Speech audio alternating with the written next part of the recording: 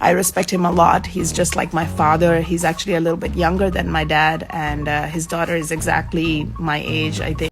Hello எல்லாருக்கும் வணக்கம். AR Rahman and Saira Banu இவங்க 2 பேருக்கும் டைவர்ஸ் ஆனது உங்கள் எல்லாருக்குமே தெரிஞ்சிருக்கும்.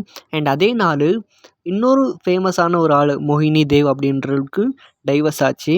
ஏஆர் ரஹ்மானையும் மோகினி தேவியும் பார்த்திங்கன்னா தப்பாக போர்ட்ரேட் பண்ணி நிறைய மீடியாஸ் பார்த்திங்கன்னா போட்டிருந்தாங்க.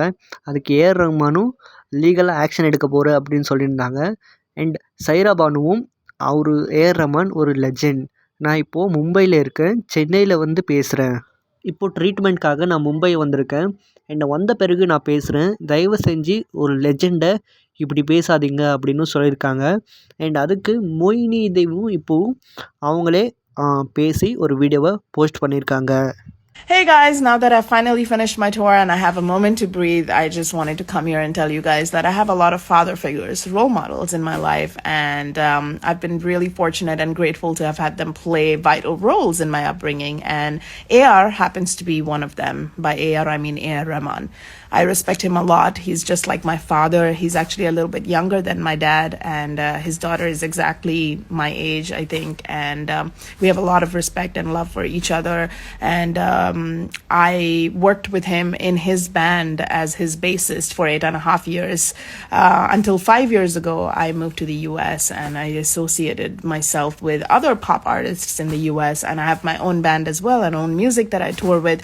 Anyway, long story short, please be kind and respect our privacy. It's a personal matter and it's painful. It's a painful process, so please be kind.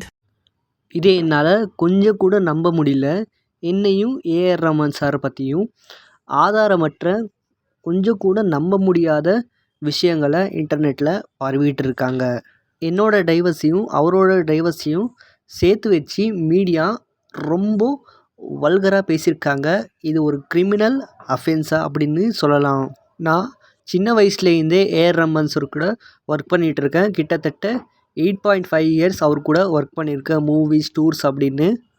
பார்க்கவே ரொம்ப அருவருப்பாக இருக்குது.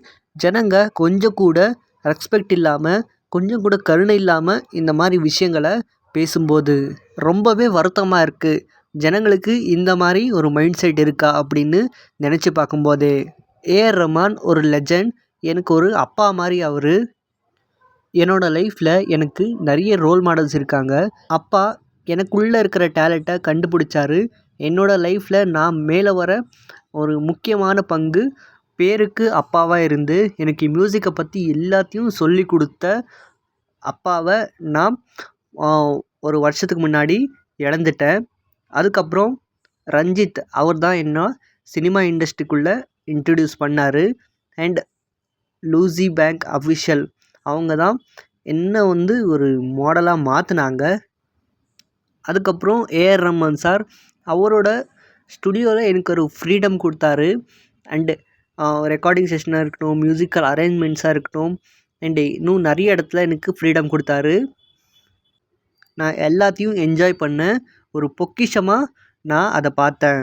இதை நான் எப்போவுமே பண்ணிகிட்ருப்பேன். உயிரினங்களுக்கும் மக்களுக்கும் இது எவ்வளோ அஃபெக்ட் பண்ணும் அப்படின்னு இந்த மீடியாவுக்கு புரிஞ்சிக்கவே முடியாது. B sensitive. நான் இது எல்லாத்தையும் எக்ஸ்பிளைன் பண்ணணும்னு அவசியமே இல்லை. இதனால் என்னோடய டைம் தான் வேஸ்ட் ஆகுது.